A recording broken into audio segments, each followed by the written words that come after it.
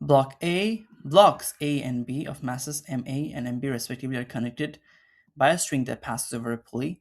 Block A is suspended from the string and block B is on a frictionless, so we don't have any friction on the surface as modeled below, which expression represents the magnitude of the acceleration of the block. So because we don't have any friction, there isn't any other force to oppose the motion that you'd have in the leftward direction because of the weight of this block, which is mg. So m is the weight, mass of m, of A, so this one. So when the force pulls the string, we have a tension T here pulling this side, and from A's perspective, obviously a tension X in the opposite direction. So from B's perspective, we label tension away from B, and from A's perspective, we label tension away from A.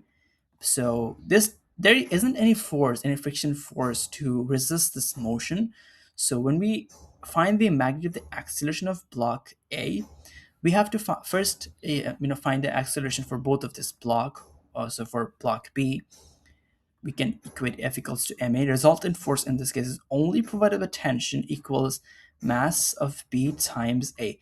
Because this thing is connected, because this is both of these objects are connected by a same string. This is a connected system, and within the system we have the same acceleration.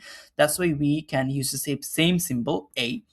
So for A, F equals ma. The resultant force this time is T, is because acceleration would be in this direction. So this must be greater. So we write F of G, M of G minus T. This is the resultant force equals mass, which is M of A times the same acceleration. And because we want to find the acceleration of the block, we equate T. So mg minus ma of A equals T.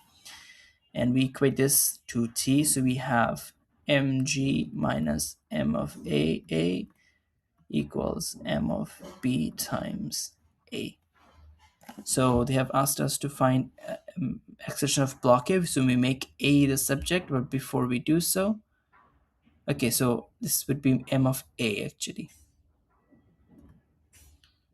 Okay, so we make ma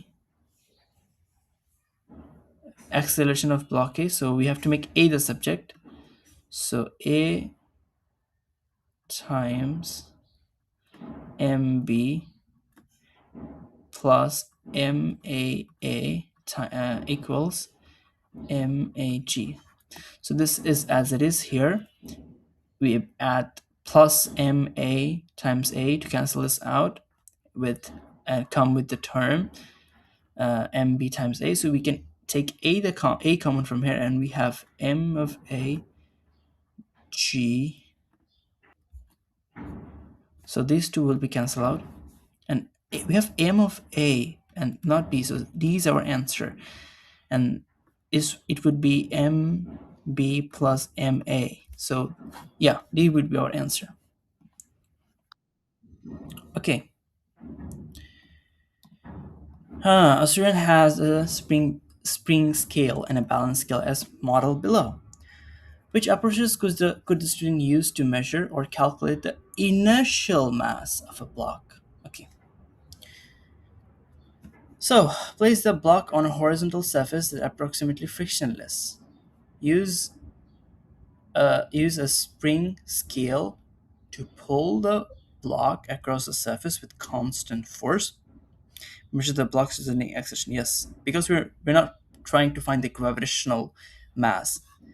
The approach F equals to ma does the job, so A is our answer. But hang the block from the upscale. So when we do so, we won't be able to find the inertial mass. We get the gravitational mass. Hang the block from the spring scale. We record the force reading. No, this is not what we get. While the block hangs at rest, place the block on a pan of the balance scale. Gradually add masses until the two sides of the level. Again, these two would measure the gravitational mass, but inertial masses can be only measured by option A. There we go.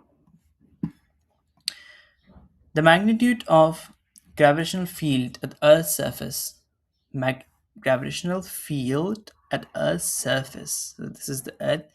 At the surface, we have g of e. The planet X has 2 times the radius. So if we have r here, you have a planet X. That is, let's say, not to scale, of course, 2 times the radius and 4 times the mass. So this is m. This is 4m, the mass of the Earth. 2 times the radius, 4 times the mass. What is the magnitude of the gravitational field at the surface of planet X in terms of GE? So, for the gravitational field for the Earth, what do we have? We have G equals to Gm over r squared. But for this one, we have G into 4m over r squared, which is 2r squared. So 4 times gm over 2 squared is 4, r squared. This gets cancelled out. What do we have? The same thing. So which means what? They're same. There we go.